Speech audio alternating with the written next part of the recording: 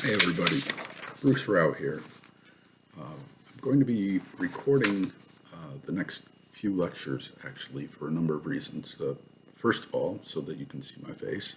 Second, so that I'm not inundating you with more reading on top of the reading that I'm already asking you to do, these highly complex works of literature, Toni Morrison and Joseph Conrad. But to give you a break from all the reading that I've been asking you to do on the with my lectures published rather than printed, rather than spoken. So, and also because these are matters that are, I think, more and more difficult to discuss in writing. It's harder to get the nuances that I want you to get with these two particular works of literature. So you'll get to hear my voice rather than read my writing, but that's okay.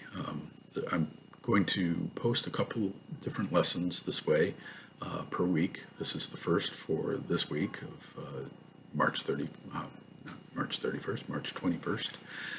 2021. And we're going to be looking at Toni Morrison's Playing in the Dark for the next 3 weeks, starting with Black Matters this week, the first part. I'll talk about that title, and I'll talk about the title of the book in the next lecture. But just to clarify something that I wrote about last week, but that you may not have caught, Black Matters, the title of the chapter, and Black Lives Matter have nothing to do with each other directly. Morrison wrote this long before 2003-ish, long before the Black Lives Matter movement grew out of the Michael Brown killing that happened in Missouri a number of years ago. So just to clarify that, clear that up in case you thought that the two were interlinked, they're not. There's no connection between the two of them. But it is a tricky title, as Morrison is kind of famous for her tricky titles. From time to time, they make you think. And so, yeah. This first part is actually connected to, this first lecture is connected to the slideshow, the PowerPoint slideshow that I have uploaded in two different formats. One that you can download and feel free to print. I don't care. I haven't bothered doing copyright on it or anything like that. It's just a lecture that I did. The other on Share Slide, which is an online thing linked through LinkedIn. That one you can actually watch right on your screen. You don't have to download it. You can just click through. So I thought that format might be easier for you to use. But the idea here is I gave this public lecture in October of 2018 as part of the Enlightenment Lecture Series hosted by Joe Dockery, who's a local chiropractor in Saranac Lake, New York. And Joe is a very eclectic man, excellent chiropractor, but also an excellent guy. He's a musician, a thinker, and he decided to begin hosting this series of lectures by people like me, by other people from the community. He's asked me 3 times to participate, and I've enjoyed each opportunity. The first one was on mythology. This was my second one on institutional racism. And the third one, which was canceled as a public lecture because of the COVID outbreak, he did as a podcast on his From the Hip podcast, From the Hip with Joe Dockery, I believe it's called. You can Google that and see if you can find their interviews, not lectures. We conducted that in his office in Saranac Lake. It was a lot of fun. So this was the second of 3 lectures that I've had the opportunity, and thank you, Joe, for the opportunity to do for the Enlightenment series. And I believe this was Joe's idea, actually. He asked me to speak about this, and so I put the slideshow together and gave the lecture a couple of years ago now, 3 years ago now, on institutional racism and what it is and how it affects society, how it affects people of color, yes, how it affects women more than men, but also how it affects society as a whole, not just people of color or minorities, but everybody's affected by institutional racism. The image on the first slide, the cover slide, if you will, is of a bathroom, three bathrooms that you would find anywhere in the South prior to the Civil Rights Act of 1965, 64 rather, Voting Rights Act of 1965. And of course, segregated bathrooms were everywhere in the South, as I said, at that time. I'll talk in greater detail about that slide, but that's what it is. It shows a ladies' room on the far left, a men's room in the middle, and then a bathroom for colored, which of course at that time was an acceptable term, but is no longer acceptable in today's world. I'm going to be flipping through the slides, so bear with me with that. The next slide, slide 2, is just says Part 1, whiteness as the default. And what do we mean by that? What is a default? Well, a default, according to Merriam-Webster, is a selection made usually automatically. It's a quote, so quote, a selection made usually automatically or without active consideration due to a lack of a viable alternative. In other words, it's the thing you go to because you don't see an alternative. Well, obviously, when you're talking about people of different, what we call racial groups, but which we now know is really not a thing. It's a thing, but not a thing. I'll talk about that in a little bit.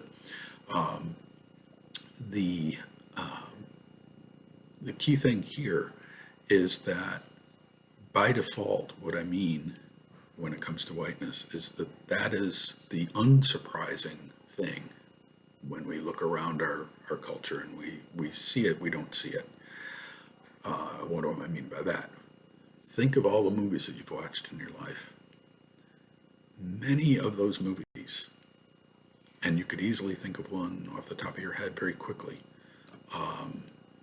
Halloween, for example. The entire cast is white. Probably the entire crew is white. But we never sit at the end of a movie like that, or at least white people don't sit and look at a movie like that and say at the end, wow, there weren't any people of color in there. What a very white movie that was. We just assume that that's what it is. We think of a movie like, I don't know, not so much the action movies today, which are beginning to broaden the spectrum and the palette of people that are main characters. But many movies, just simply, and many TV shows, at least until the last decade or so, had very few or no people of color at all. And nobody white would have noticed that. Think of the ads on TV. Ads have really changed a lot. Ads on TV or on the internet or wherever you're seeing ads. In the last decade and a half, many more people of color and a greater diversity of people across the spectrum of all diversity are shown in ads. I remember the first time I saw an ad from the Zales jewelry company, of all things, where it was for engagement rings, and it was around Christmas time. This is probably 5 or 6 years ago now. And you saw two hands being held. One person obviously is supposed to have proposed to the other, and the person is, kind of in that classic way, putting the, engagement ring on the other person's hand. And it turns out they were the hands of two women. And this was, totally groundbreaking advertisement in the wake of the Supreme Court decision, allowing for same-gender marriage. And wow, here's the advertisement world leading the rest of us. So that default, when you say husband and wife or when you say married couple, no longer can be a cisgender male and a cisgender female as spouse or partner. that's gone the way of the dinosaur, and good riddance to it. But that whiteness as a default is a really key. Well, it's partly why the word colored is no longer acceptable, but it's a key to understanding this. Now, the next slide is, and we'll come back to this company, Fisher Investment. They advertise broadly on TV and on the internet and elsewhere. They're an investment firm. They have a different approach than most investment firms do. But when you looked 5 or 6 years ago at their ads on TV, you could see, as in slide number 3, that the cultural default for them was white males. The image shows 2 men on the left of the slide as you look at it, one sitting in a chair, one standing behind him in a suit and tie. The guy sitting in the chair has casual clothing on, of course, with the setup. The guy standing behind him, backing him up, if you will, is the financial investment specialist, and then the guy sitting in the chair is the customer. He's the client of Fisher Investment. Both are white, both are older, both are in their middle age or older category. Healthy, happy-looking, smiling people, but white males of a certain age. The other half of the slide, or the other half of the image from Fisher Investment, is another pair of men. So they're the other guys, and they're slightly darker, in terms of the lighting, but not in terms of the skin color. They are equally white. They are equally of a certain age, obviously well-to-do, or middle class at least, and that's the default. That would be, from the point of view of a lot of people, that would be, when you think of someone who's investing, you would think, well, somebody who's white. When you think of an investment advisor, you would probably think that person is white as well, probably male. Well, that isn't what the world looks like. That isn't what Fisher Investment looks like, and we'll come back to that at the end. But that is how they advertise themselves. That's how they appealed to their audience. That's an ad that went through a committee of people that had to decide, who are we going to show? Well, let's show these 2 guys here. Let's show these 2 guys there. Nobody in the room said, hey, wait, why don't we at least put a woman in there, in either chair or in either standing position? Why does it have to be a white guy? You could look at an image like that 1,000,000 times if you're white like me, and not notice that until somebody points it out to you. And then all of a sudden you're like, OMG, it's everywhere. And that's what we mean by institutional racism. It's institutionalized. It doesn't mean it's filled with hate. Nobody's hating in that image. Nobody's, in fact, behaving in any way that is racist, other than the fact that it excludes all other categories. And that's purposeful. Again, a committee of people sat and said, okay, who are we going to hire for this? Who's going to represent Fisher Investment? Who's going to represent the other guys? Notice the other guys, male. That ad had to be okayed and cleared by any number of people up the line. It was put together probably by an ad agency, but they had to sell it to Fisher Investment. And Fisher Investment had to agree to stick their name on it. So this doesn't happen accidentally. That is my point. It's institutionalized. And it's a series of decisions that are made based on what? Well, based on the idea that Fisher Investment wants to sell their company to you, the potential investors. But they're singling out a particular audience. They're making it clear who their audience is in that image. So enough of that. The next slide, slide 4, is the slide that is also on the cover of the piece. And this slide is important for understanding institutional racism in a number of ways.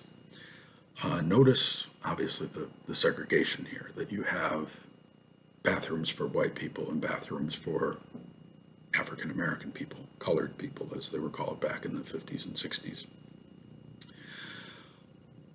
But notice that the assumption is